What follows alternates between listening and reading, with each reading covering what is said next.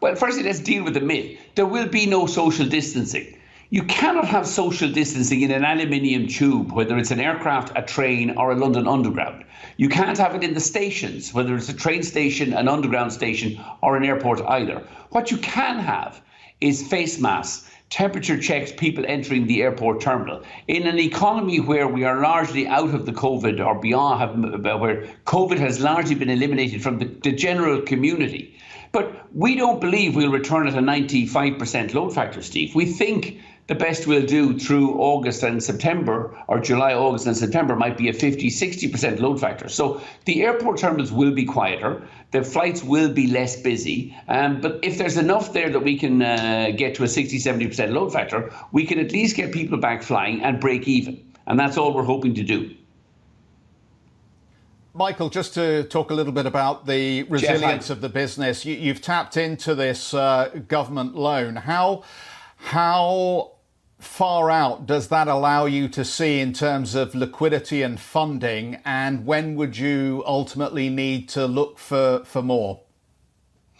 I mean, it's impossible to know, Jeff, and that's the difficulty. Look, as we said this morning, since the pandemic started, our cash balance has increased from the end of March from 3.8 to 4.1 billion this morning. The cash burn at the moment with everything grounded is about 60 million a week. So clearly we can keep going for a very long period of time, 12, 18 months in this kind of continuum. But this is not going to remain a steady state. Flights will return from, I think, early July. Italy has opened and has removed the idiotic 14-day isolation. The question is, how fast will customer demand be restored and at what levels? And then how much, more cost can we take out of the system? It's clear we're going to have a lot of redundancies on the pilot and the cabin crew side.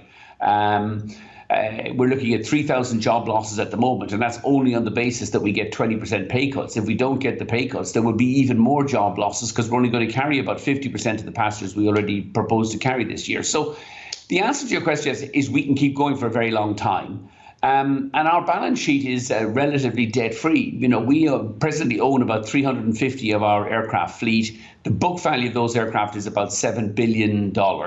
And we have, we could raise money on the back of that, but we don't at this point in time think we'll need it. We're very grateful for the UK government loan scheme that most of the airlines have tapped into. And by the way, that's one of the key issues here. There's a form of state aid that is transparent and is available to all operators within the economy, unlike what's going on in France and Germany at the moment, where they're just doping up Air France and Lufthansa with billions upon billions of state aid as on top of payroll support schemes so that they can distort competition for the next 5 or 10 years. Well, just on that point, I mean, obviously there are a number of the walking wounded who are being revitalised by this coronavirus-related funding. Are you quite concerned then that as you come back to normality, and hopefully that will happen, that the landscape will have changed in competition terms and actually will be tougher than it was pre the crisis? I don't think it'll necessarily be tougher, Jeff. It'll be massively distorted. I mean, I'll give you a good example. Italy. Ryanair's the number one airline in Italy. We have about a 35% market share. The number two carrier, Alitalia, has been teetering on the edge of bankruptcy for the last 25 years. All of a sudden, the number two carrier has just been given 3 billion of state aid doping, in addition to being nationalised. Now, with 3 billion, Alitalia can keep selling below-cost tickets or below-cost pricing for the next 4 or 5 years. So we think it aids our view that I think traffic volumes will return pretty quickly, but on the back of very low prices. But Alitalia can now distort the market for pricing in Italy and flights to and from Italy for probably the next 4 or 5 years.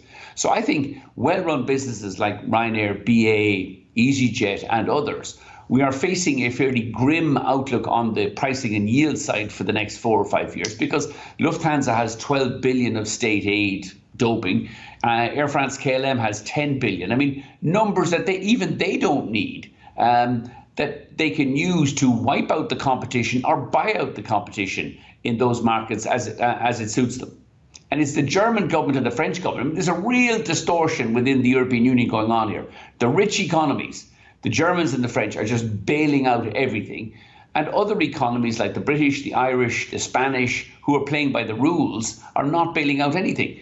The airlines who entered this crisis well run with strong balance sheets, BA, EasyJet, Ryanair, are going to come out of this crisis in a much weaker position, whereas the guys who can't shoot straight, like Lufthansa, Air France and Alitalia, are going to come out of this in robust good health with more cash than they know what to do with, so they'll blow it all away in the next couple of years anyway.